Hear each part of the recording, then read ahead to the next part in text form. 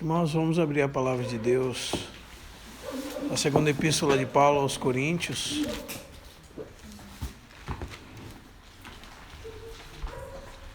Rapidamente, gostaria de citar alguns textos. 2 Coríntios, capítulo 5, versículo 10.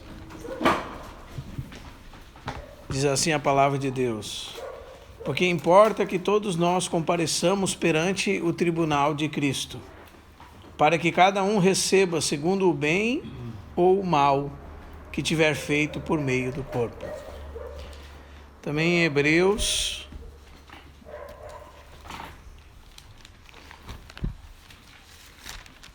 capítulo 10, versículo 30.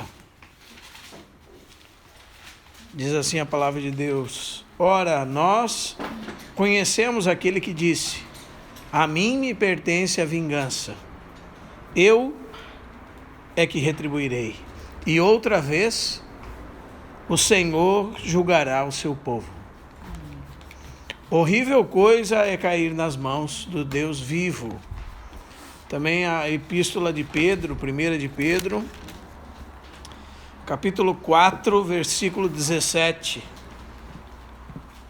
Diz assim a palavra de Deus: porque a ocasião de começar o juízo pela casa de Deus é chegada. Ora, se primeiro vem por nós, qual será o fim daqueles que não obedecem o evangelho de Deus? E também Romanos, capítulo 14, verso 10. Diz assim o texto: tu, porém, porque julgas teu irmão, e tu, porque desprezas o teu, pois todos compareceremos perante o tribunal de Deus. Como está escrito, diz o Senhor, por minha vida, diz o Senhor, diante de mim se dobrará todo o joelho, e toda língua dará louvores a Deus. E Paulo conclui dizendo: assim, pois, cada um de nós dará contas de si mesmo a Deus. E mais um texto em 1 Coríntios, capítulo 9,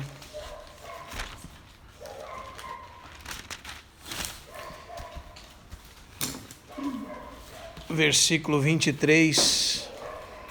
Tudo faço por causa do Evangelho, com o fim de me tornar cooperador com ele. Não sabeis vós que os que correm no estádio, todos na verdade correm, mas um só leva o prêmio?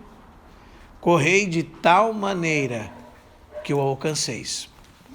Todo atleta em tudo se domina, aqueles para alcançar uma coroa corruptível. Nós, porém, a incorruptível. Assim corro também eu, não sem meta, assim luto, não como desferindo golpes no ar, mas esmurro o meu corpo e o reduzo à escravidão, para que, tendo pregado a outros, não venha eu mesmo a ser desqualificado. Eu acredito, irmãos, que nós não precisamos de mais textos do que esses que nós lemos, para perceber que um crente dará contas de si mesmo a Deus. Amém? E que o Senhor julgará o seu povo. E que todos nós compareceremos perante o tribunal de Cristo. E dura coisa é cair nas mãos do Deus vivo. E chegada a hora é de começar o juízo pela casa de Deus.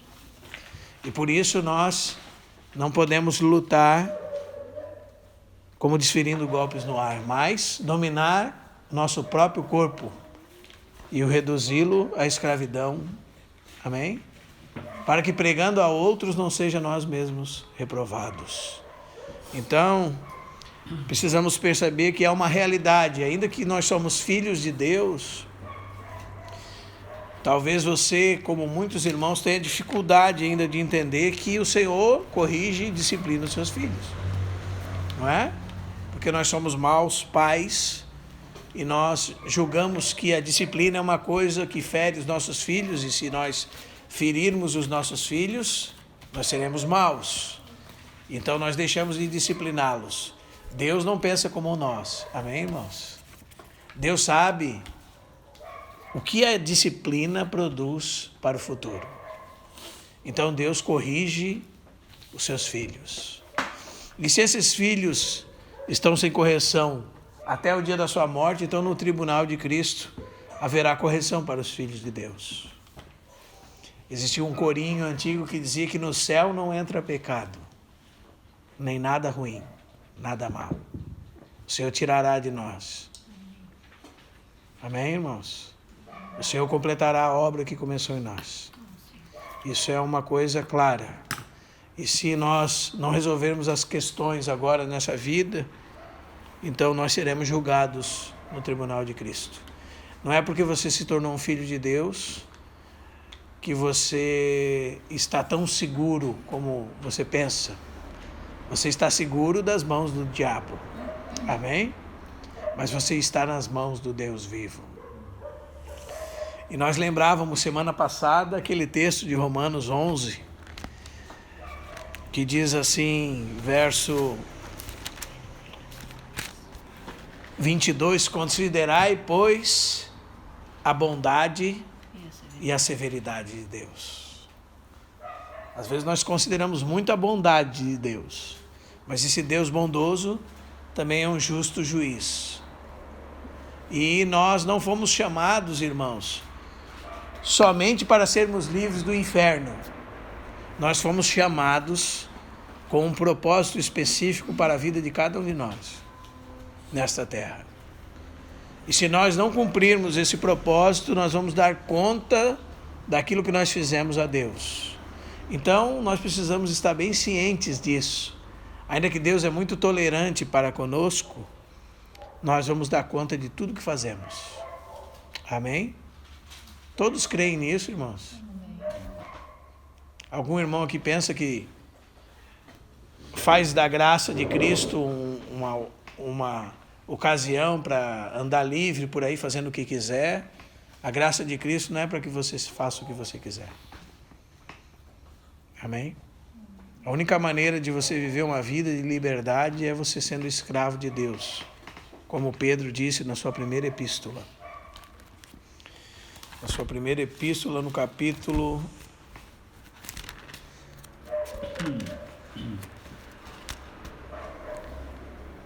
2, verso 16.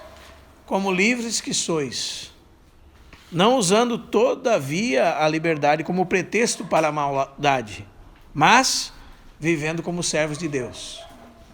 Então, se você não aprendeu o que é ser livre em Cristo, esse texto vai dizer para você: ser livre em Cristo é ser servo de Deus. Não existe outra maneira de você ser livre. Então parece uma contradição, né? Se eu pegasse o verso 16 e lesse a primeira parte e a última, você diria que o texto tem alguma coisa errada no português. Porque diz assim: como livres que sois, vivendo como servos de Deus. Mas ou você é livre, ou você é escravo, porque essa é a palavra do texto.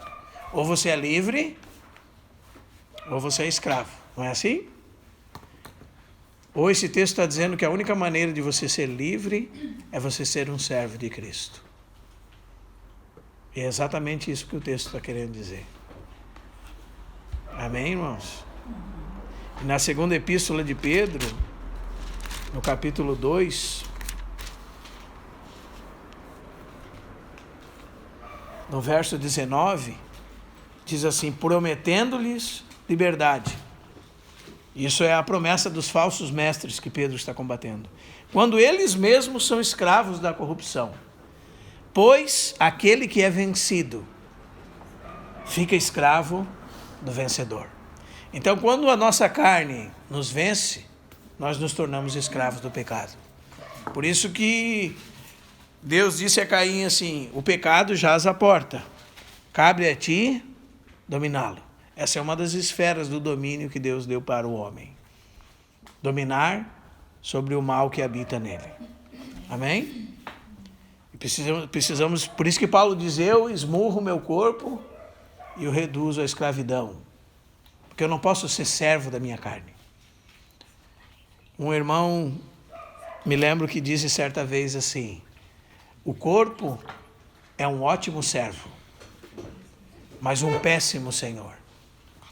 Então, irmãos, nós devemos ser cuidadosos com os apetites da nossa carne. Por isso que Paulo está dizendo, eu esmurro o meu corpo e o reduzo à escravidão, para que, pregando a muitos, não seja eu mesmo reprovado. Nós precisamos ter domínio próprio. Nós precisamos que o Senhor Jesus cresça em nós. Amém? Porque nós seremos julgados por isso. Porque o Senhor já nos deu toda essa capacidade. Então, eu sei que os irmãos tem sido até mesmo repetitivo, né? Eu afirmar sim, eu somos filhos de Deus. Mas Deus lida com seus filhos. Deus não é um pai como nós. Amém? Amém, irmãos? Deus lida com seus filhos, irmãos. E Deus julgará o seu povo. Então, agora, nós chegamos entre as disciplinas de Deus na época do milênio, nós chegamos na parábola das 10 virgens. Está lá em Mateus, capítulo 25.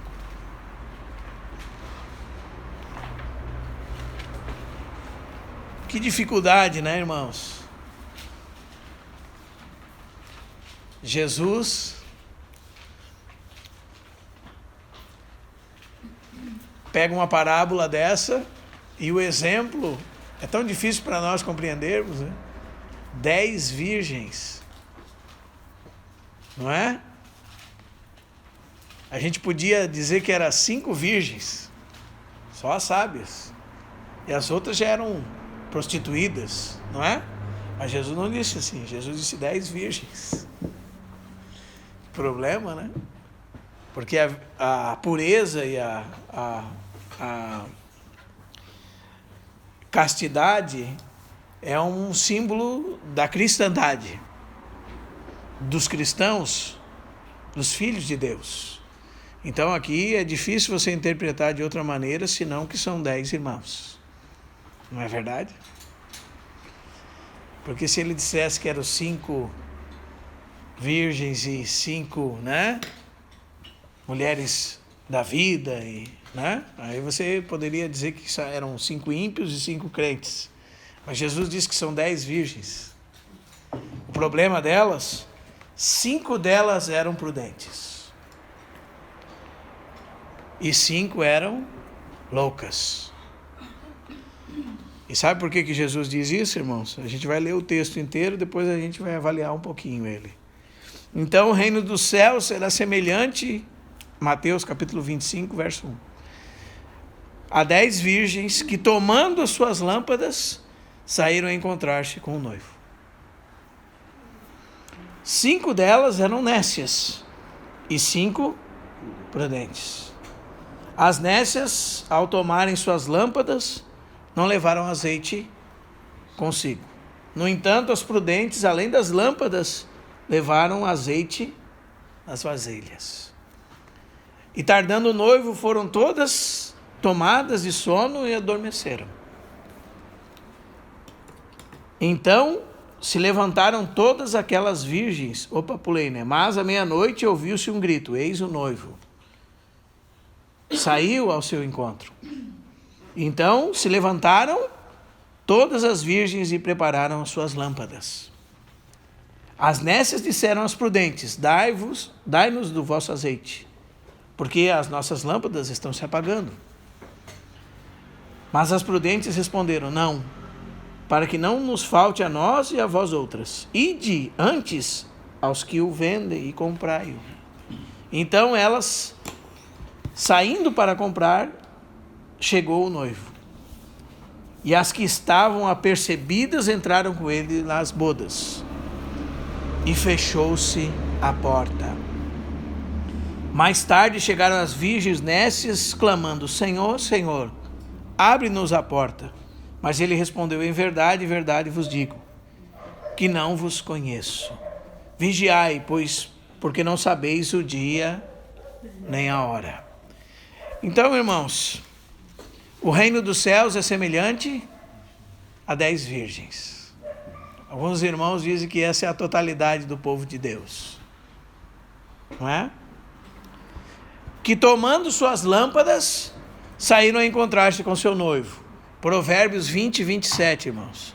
O espírito do homem é a lâmpada do Senhor. Então são todas crentes.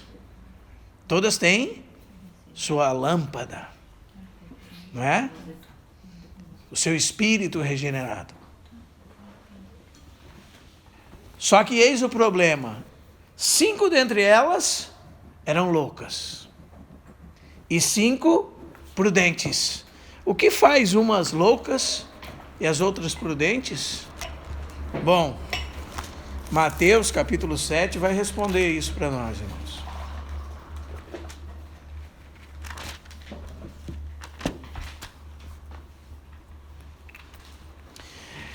Verso 24 diz assim: todo aquele, pois, que ouve estas minhas palavras e as pratica, será comparado a um homem prudente, que edificou sua casa sobre a rocha, e caiu a chuva, transbordaram os rios, sopraram os ventos e deram com ímpeto contra aquela casa, que não caiu, porque fora edificada sobre a rocha.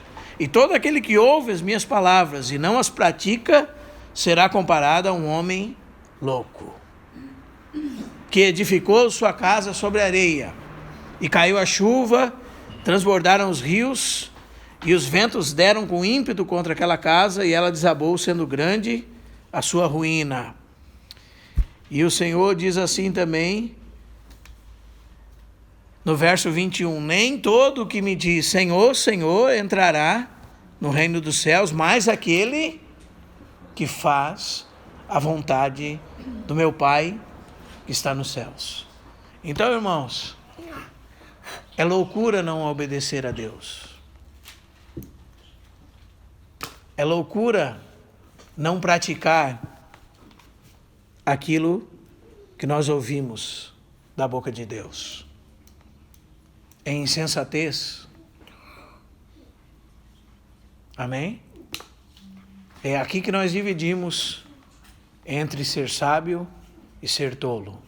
A sabedoria, irmãos, ela é sempre prática. A sabedoria nunca é teórica. Você não vai ver um teórico sábio. Você vai ver alguém que arrasta pelo exemplo, porque é prática a sua sabedoria. A sabedoria não é um conhecimento vão, uma ocupação somente da mente. A sabedoria é a mente e a vontade em subserviência à vontade de Deus. A sua vontade sendo submetida à vontade de Deus. Eu sei o que devo fazer. Eu sei o que Deus diz que eu devo fazer, mas eu não faço. Não é a minha vontade. Eu desejo fazer a minha própria vontade. Diz isso é ser louco. Amém, irmãos? Não praticar aquilo que Deus disse. É loucura. Então nós podemos ser cristãos que não fazem a vontade de Deus. Ou sermos cristãos que fazemos a vontade de Deus. E quando nós fazemos a vontade de Deus, praticamos as palavras de Deus, nós somos considerados e comparados a um homem prudente, sábio. Amém? Quando você volta lá para o capítulo 24 de Mateus, você lê esta palavra de novo no verso 45. Quem é, pois, o servo fiel e prudente,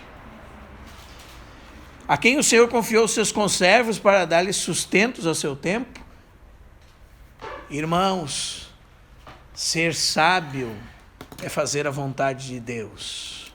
Ser sábio é estar cumprindo aquilo que Deus falou para que fizéssemos. O servo fiel e prudente é aquele que o seu Senhor confiou seus conservos para que ele os alimentasse, ele os nutrisse. E diz que bem-aventurado e feliz, isso significa ser bem-aventurado, é o servo, a quem o seu Senhor o achar fazendo isso quando voltar. Então, quem são as virgens sábias, irmãos? Aqueles que estão praticando a vontade de Deus. Aqueles que estão fazendo a vontade de Deus e praticando as palavras de Deus. Certo irmão, o irmão Christian Schenck, já partiu com o Senhor, em uma oportunidade de ouvi-lo, ele disse o seguinte: o melhor comentário da Bíblia é obedecer. E diz que um irmão do passado, quando nem havia luz ainda, que amava muito a Cristo, ele disse que estavam visitando outro irmão, e esse irmão encontrou ele entre as cobertas, como uma lamparina, lendo a palavra de Deus, e perguntou para ele o que ele estava fazendo. Ele disse: estou procurando mandamentos para obedecer a Deus. E ele disse: o melhor comentário bíblico é obedecer. Nós queremos teorizar, irmãos. Nós não queremos obedecer. Amém? Nós queremos teorizar as coisas, ser teóricos, conhecer, mas um conhecimento sem a prática é um conhecimento nulo, vão. Amém? Nós precisamos ser praticantes da palavra e não somente ouvintes. E Tiago fala que, vamos ler lá na epístola de Tiago,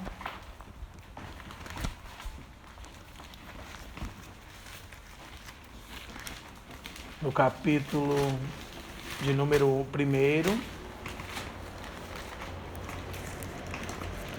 deixe marcado Mateus 25, verso 21. Portanto, despojando-vos de toda impureza e acúmulo de maldade, acolhei, Tiago, capítulo 1, versículo 21, com mansidão a palavra em vós implantada, a qual é poderosa para salvar a vossa alma. E, irmãos, esse era o problema das virgens nécias. Quando você lê o versículo 3 e 4 lá de Mateus 25, fala que elas não levaram azeite consigo. Consigo, irmãos, diz respeito a nós mesmos, a nossa alma, a nossa personalidade. A alma delas não foi inundada pela presença do Espírito Santo. A alma delas não foi transformada pelo poder do Espírito Santo. Elas não se submeteram à vontade de Deus e não tiveram sua alma transformada. Não tiveram seu caráter moldado ao caráter de Cristo. E como é que Deus faz para moldar o nosso caráter, irmãos? Acolhei com mansidão a palavra em vós implantada, que é poderosa para salvar as vossas almas. Então, como é que nós reagimos à palavra de Deus, irmãos? Será que nós estamos acolhendo e obedecendo a palavra de Deus? Será que nós recebemos a palavra de Deus e o nosso coração é uma boa terra que frutifica a 30, 60 e a 100 por 1? Como é que está o nosso coração? Como é que está a nossa alma? E o texto continua dizendo: tornai-vos, pois, praticantes da palavra. Então você quer saber o que é colher com mansidão a palavra, irmãos? Ser praticante. Amém? Ouviu a palavra de Deus, coloque em prática. Às vezes nós estamos perdidos no processo, irmãos. Ah, mas será que se eu botar em prática, eu não estou botando em prática pela minha própria força? Mas Deus não quer nada na força do meu braço. Eu tenho que esperar que Deus se mova em mim. Não é assim, irmão, que a Bíblia diz. Nós somos teóricos. Nós, na verdade, estamos escapando de praticar a palavra de Deus pela nossa teoria. Amém? Ouviu, praticou. Amém, irmãos? Quando você praticar, você vai perceber que foi pela graça, pela bondade, pelo amor de Deus. E vai ser agradecido a Ele, porque nada veio de você. Porque a nossa teoria faz assim: eu ouvi a palavra e eu sei o que eu devo fazer, mas eu não quero, irmão, fazer na minha própria força. Eu quero que Deus se mova em mim. E, na verdade, isso é uma desculpa para não fazer, irmãos. É uma desculpa para não praticar a verdade. Amém? É uma maneira nossa de nos auto-enganarmos para não sermos praticantes da verdade. E diz, tornai-vos, pois, praticantes da palavra e não somente ouvintes. Olha só quem são somente ouvintes, enganam a si mesmos. Quantas vezes nós enganamos a nós mesmos, né, irmãos?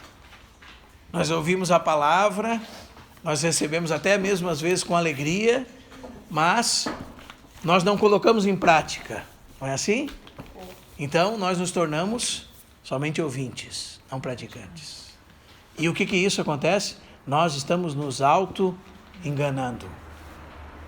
E continua o texto, porque se alguém é ouvinte da palavra e não praticante, assemelha-se a um homem que contempla no espelho o seu rosto natural, pois assim mesmo se contempla, e se retira, e logo esquece de como era a sua aparência. Então é mais ou menos assim, você é como um homem que olha no espelho, aí você vê seu rosto cheio de espinhas, cravos, né? Rugas, careca, com olheiras, toda a sua feiura. É isso que a palavra de Deus vai mostrar, irmãos. A nossa feiura, ela é o espelho que mostra a nossa feiura, que revela a nossa natureza, a nossa monstruosidade. Aí você vê toda aquela feiura. Você é exposto à palavra, a palavra é como se tirasse a nossa roupa na frente dos outros, assim. Nós ficamos todos envergonhados, não é? Ela tira a nossa máscara, tira a nossa roupa. Aí nós, nossa, olha, deixamos a palavra e esquecemos da nossa aparência. É isso que o Tiago está falando aqui. Aí ele compara com o praticante. O praticante é aquele, no verso 25, mas aquele que considera atentamente a lei perfeita, a lei da liberdade, e nela persevera. Não sendo ouvinte negligente, mas operoso praticante. Esse será bem-aventurado no que realizar. Se alguém supõe ser religioso, deixando de refrear a língua, antes enganando o seu próprio coração, a sua religião é vã. A religião pura e sem mácula para com o nosso Deus é esta. E Tiago vai falar de prática, irmãos. Visitar órfãos e viúvas nas suas tribulações, e assim mesmo guardar-se incontaminado do mundo, ou seja, em duas partes, o cuidado com o próximo e o cuidado consigo mesmo. Então é só eu visitar órfãos e viúvas e eu estou praticando a palavra de Deus. Não é isso que o Tiago está falando. O Tiago está falando que há uma atitude para com o próximo e uma atitude para conosco mesmo. Dentro da atitude para com o próximo está visitar órfãos e viúvas, entre outras tantas coisas.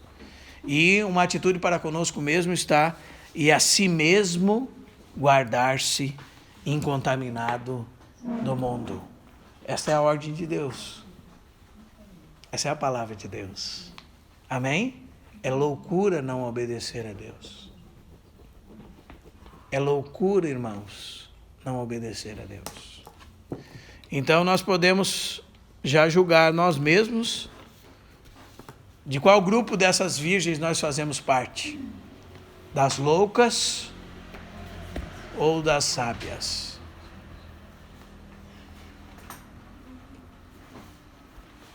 Amém? 5 dentre elas eram nécias e 5 prudentes. E veja o que diferenciava entre elas ser nécia ou prudente. As nécias, ao tomarem suas lâmpadas, não levaram azeite consigo mesmas. No entanto, as prudentes, além das lâmpadas, levaram azeite nas botijas. Essa é a sua alma, irmão. Um recipiente.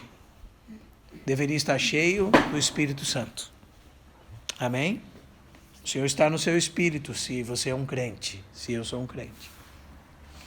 Esse espírito é a lâmpada do Senhor. Mas a nossa alma, ou consigo mesmas, ou a vasilha, é onde deveria estar o azeite de Deus, fluindo. Amém? Tardando o noivo, foram todas tomadas de sono e adormeceram. Isso significa que elas morreram. E Cristo não voltou. O noivo não chegou. E elas dormiram. Mas à meia-noite, ouvi-se um grito. Eis o noivo. Saí ao seu encontro. Então, esse é o texto de Tessalonicenses capítulo 4. Amém, irmãos? O Senhor, dada a sua palavra de ordem, ressoada a voz do arcanjo e a trombeta de Deus, descerá dos céus, e os mortos em Cristo ouvirão a voz, eis o noivo. Saí ao seu encontro. E eles ressuscitarão primeiro. E aqui estão, talvez você e eu, quando o Senhor voltar. Se o Senhor tardar, irmãos, esse é o nosso destino. Todos nós dormiremos. Todos nós, se o Senhor não voltar, morreremos. Mas todos nós seremos ressuscitados. E se seremos ressuscitados, compareceremos diante dele. Amém? E elas sabiam exatamente o que deveriam ter feito, irmãos. Veja. As nécias disseram aos prudentes: dai-vos do vosso azeite, porque as nossas lâmpadas estão se apagando. Isso é algo muito sério, irmãos. Amém? Porque quando o Senhor voltar, estará evidente em nós se servimos a Deus ou não. Amém? Chama-se peso de glória, acima de toda comparação. Então, quando o Senhor voltar, irmão, ninguém vai poder esconder o que de Cristo tem. Estará evidente em nós o que de Cristo nós temos. Mas, negativamente falando, estará evidente em nós o que não de Cristo temos. Então, seremos como pessoas apagadas. Os irmãos estão entendendo, irmãos? Um detalhe, essas virgens nécias sabiam o que precisavam. Amém? Estavam percebendo em si mesmas suas lâmpadas se apagando. Não é? As prudentes responderam, verso 9: não, para que não nos falte a nós e a vós outras. Ide antes aos que vendem e comprai-o. Amém? Qual é a instrução, irmãos? Vocês sabem quem vende. Vocês sabem que tem um preço a ser pago. Ide e comprai. Amém?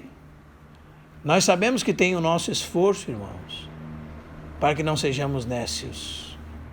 Nós sabemos que é Deus que opera em nós tanto querer como realizar segundo sua boa vontade, mas é uma ordem para nós fortalecer-nos no Senhor, na força do seu poder.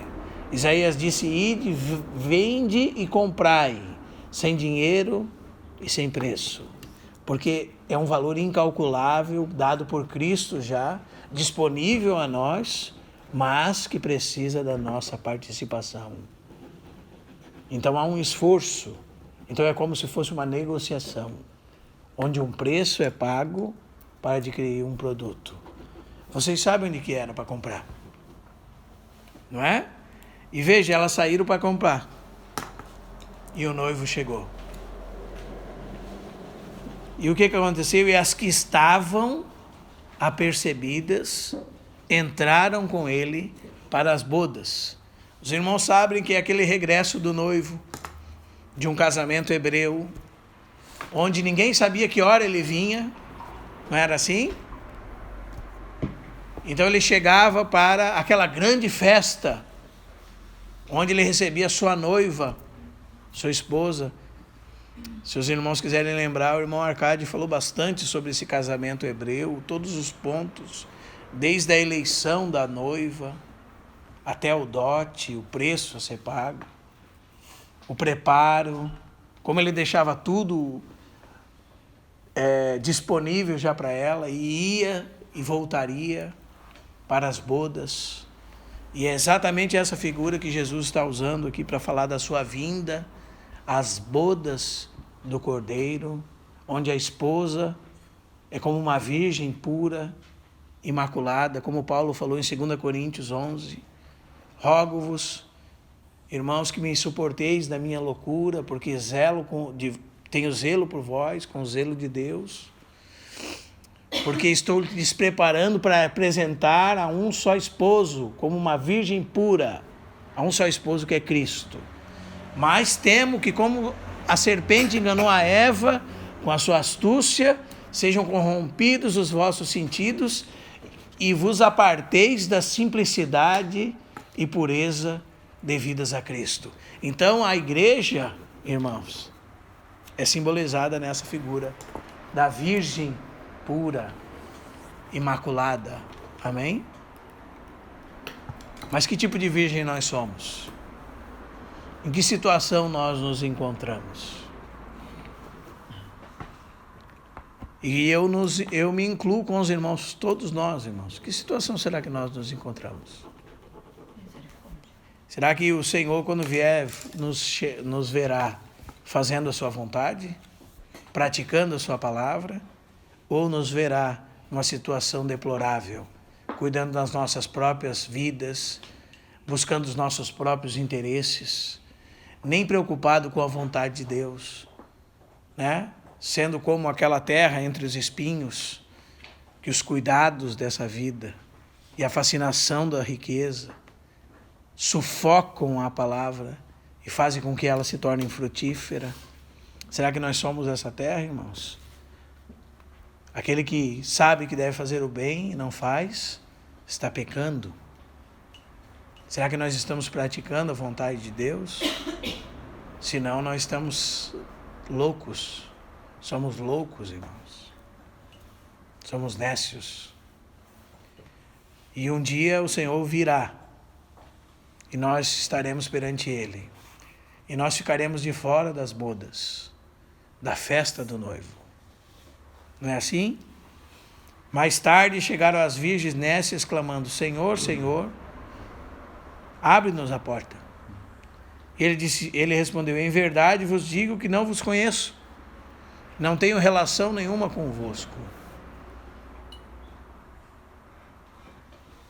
Não tenho nenhuma intimidade com vocês. Vocês não estão preocupados com a vontade do meu Pai. Vocês estão cumprindo as suas próprias vontades. Então, vocês não têm relacionamento comigo. Vocês não têm intimidade comigo. Eu não conheço vocês. O conhecimento aqui, irmãos, é uma questão relacional e também de aprovação. É como Jesus estivesse dizendo para elas assim: não vos aprovo, não aprovo o que vocês fizeram. Eu morri na cruz, eu deixei tudo disponível para vocês, eu derramei o meu Espírito Santo, ele está disponível em vocês para cumprir toda a obra necessária para que vocês sejam sábias, mas vocês resolveram fazer sua própria vontade, não praticar a minha palavra, e isso é loucura. E eu não conheço, não aprovo o que vocês fizeram.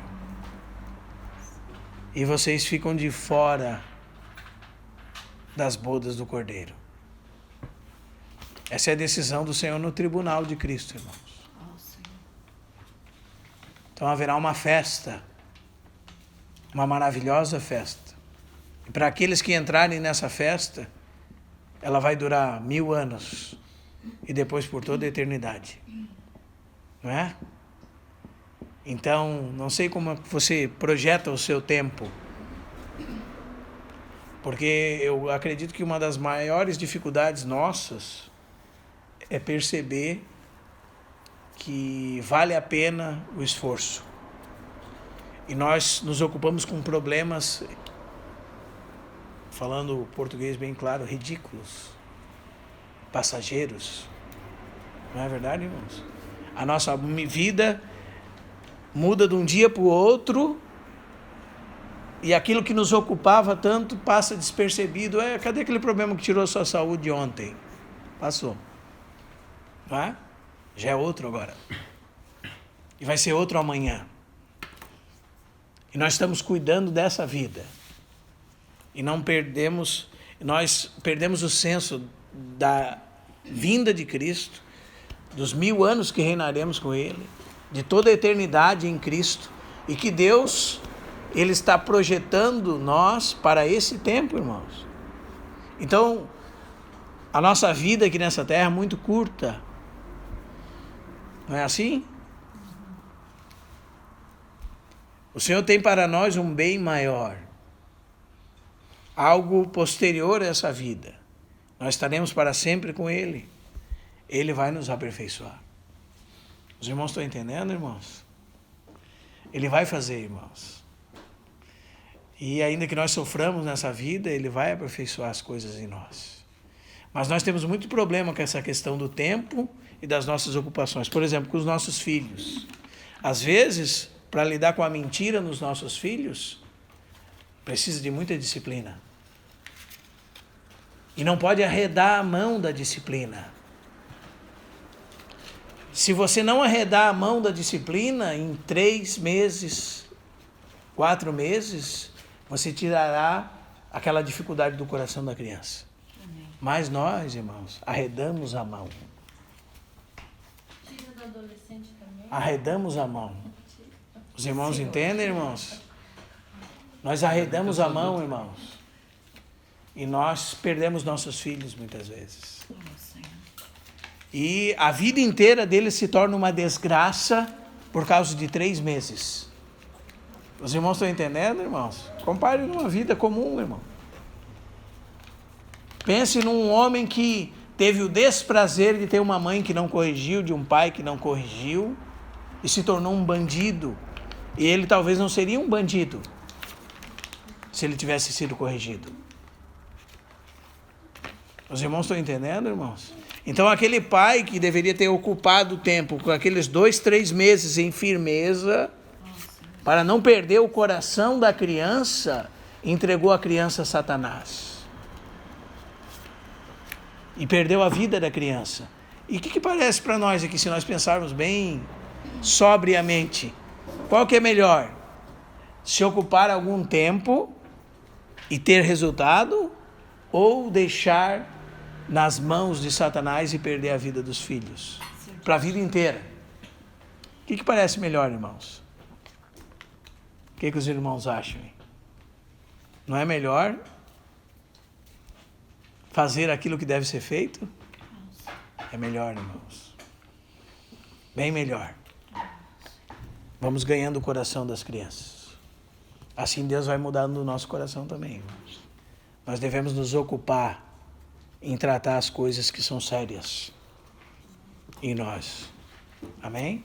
Amém. Dá oportunidade do Espírito Santo mostrar a nossa miséria, que o nosso coração seja mostrado à luz da palavra de Deus e obedecermos o Senhor. Praticarmos a verdade. Amém? Um pai e uma mãe que praticam a verdade, irmãos, eles têm uma autoridade que não é autoritarismo. Eles têm um respeito dos filhos que não é por imposição. Eu posso dizer para os irmãos que eu tinha um pai que era autoridade. E ninguém tinha medo dele, não, irmão. Nós o respeitávamos, porque nós sabíamos que ele era um homem de Deus. Então, quando o portão abria da casa e ele estava chegando, cessava-se toda contenda, toda maldade. Parecia que tinha entrado a paz na casa, quando ele entrava. Porque ele tinha autoridade. E é uma autoridade dada por Deus. Amém? Quando se pratica a verdade.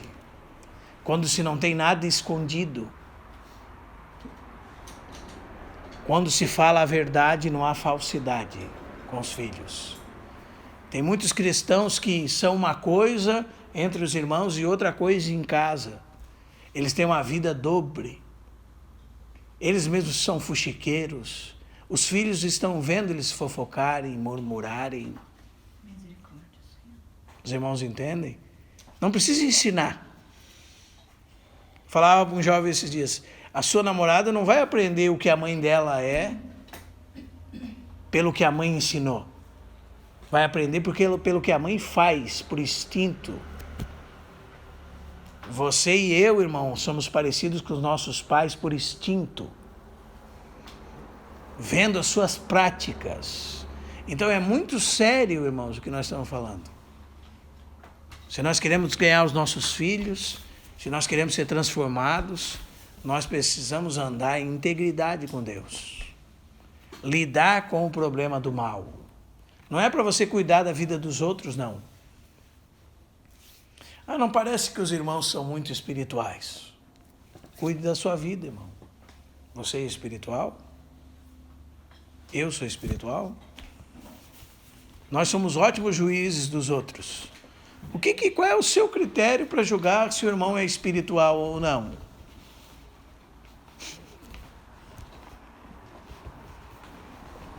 A meia hora que você está com ele durante a semana, quem sabe se ele é espiritual ou não é seus filhos. Quem sabe se você é espiritual ou não é os seus filhos. Sua esposa, seu marido, ele sabe se você é espiritual ou não.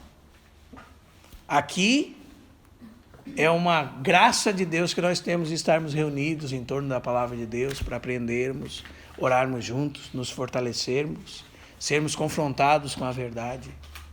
Mas quem vive conosco sabe se nós somos crentes ou não. Sabe se nós somos homens e mulheres de Deus ou não. E isso é muito importante, irmãos. O que você pensa? Vale a pena ser cristão, irmãos? Porque nós teremos uma herança nessa vida e na vida que há de vir. Amém. Nessa vida nós vamos manifestar a Cristo, nós teremos o fruto do Espírito Santo, nós daremos testemunho, ganharemos nossos filhos, nossa família, as pessoas que nos rodeiam, seremos luz nesse mundo, seremos como luzeiros no mundo, vamos preservar a palavra da vida. E no dia de Cristo nós não vamos sair da sua presença envergonhados.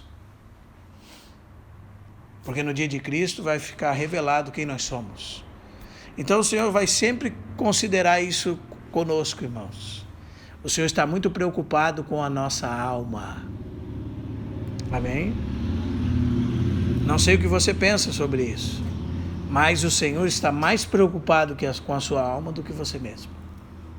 O Senhor não quer que você se perca. O Senhor quer que você vá se tornando cada vez mais semelhante a Jesus. E que maravilhoso é isso, irmãos. São alertas de Deus para nós. Amém. Não é? Nós oramos, Senhor, fala conosco, Senhor. Senhor, dispensa da Tua palavra no nosso coração. Nós queremos ouvir a Tua voz. Não é assim que nós oramos, irmãos? Mas essa é a palavra de Deus. Nós devemos ser ouvintes da palavra. Aliás, nós devemos ser praticantes da palavra, não ouvintes esquecidos. Nós devemos fazer a vontade de Deus, nos esforçarmos para obedecer a Deus. Não ter desculpas esfarrapadas, irmãos.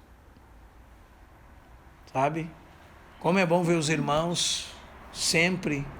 Sei que muitos trabalham, estudos, hoje é feriado, né? Tem toda aquela correria do dia a dia. Mas estar nas reuniões é uma bênção, irmãos. Não é verdade? Nós às vezes chegamos cansados e saímos cheios de forças. Não é? O Senhor fortalece o nosso homem interior. O Senhor, através da vida dos irmãos e da oração dos irmãos, conforta o nosso coração. Né? Você está numa reunião e lembra que você foi salvo por Cristo. Você estava tão ocupado com a conta que tinha que pagar de energia amanhã, de água, de luz, da prestação do carro, da prestação da Colombo, da Pernambucanas, né? Pagar. Aí você lembra que o Senhor Jesus deu a sua própria vida. Ele deu tudo o que ele tinha. Ele pagou tudo o que ele podia. O Pai o deu inteiramente para você. Ele morreu por todos nós, né? Ele nos comprou, somos dele. Isso nos alegra, irmãos. Isso muitas vezes nós ouvimos na oração dos nossos irmãos, não é? O Senhor não quer que nós sejamos tolos, irmãos. Vou repetir para os irmãos. Loucura é não obedecer a Deus. E esse é o resultado que se foi acometido a estas virgens. Então elas não estavam preparadas. E quando veio o noivo, elas acordaram, não é? E elas perceberam que as suas lâmpadas estavam apagando. Mas diz que as que estavam apercebidas entraram. Então, como é que nós vamos não ser pegos de surpresa quando o Senhor vier, irmãos? Nós estamos em contato com Ele. Amém? Nós não esquecemos dele. Então, nós vamos senti-lo, como ele se aproxima. Nós não vamos ser pegos de surpresa. Ele não virá como um ladrão para nós. Ele não nos pegará desapercebidos. Nós estaremos apercebidos, atentos. São atitudes importantes, né, irmãos? Vigiando. São atitudes de prudência. Vigiai e orai, porque não sabeis o dia nem a hora que vem o vosso Senhor. Não é? Então, como é que está o nosso coração? Como é que está a nossa alma, irmãos? Eu sei que às vezes a gente ocupa bastante tempo, né? Mas se uma palavra como essa fizer a gente sair daqui diferente, irmãos, então talvez nós ganhamos muitos anos da nossa vida e não mais uma reunião de sexta-feira. Não é verdade?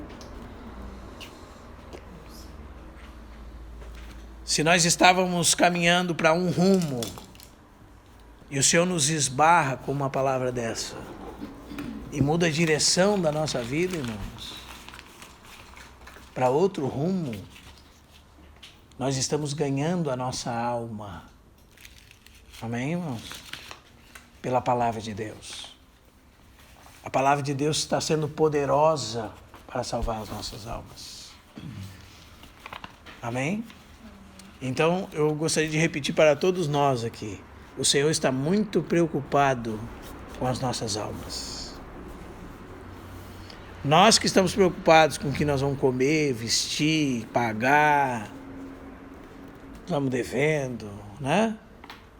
Nós estamos muito preocupados. O Senhor está preocupado com as nossas almas. Como nós estamos nos movendo. Se nós estamos ou não praticando a verdade. Se nós estamos ou não praticando a sua vontade. Isso é o mais importante. Por mais simples que seja. E às vezes a vontade de Deus é muito mais simples do que a complexidade do nosso mal. O nosso mal fez cumprir a vontade de Deus ser complexo. Sabia?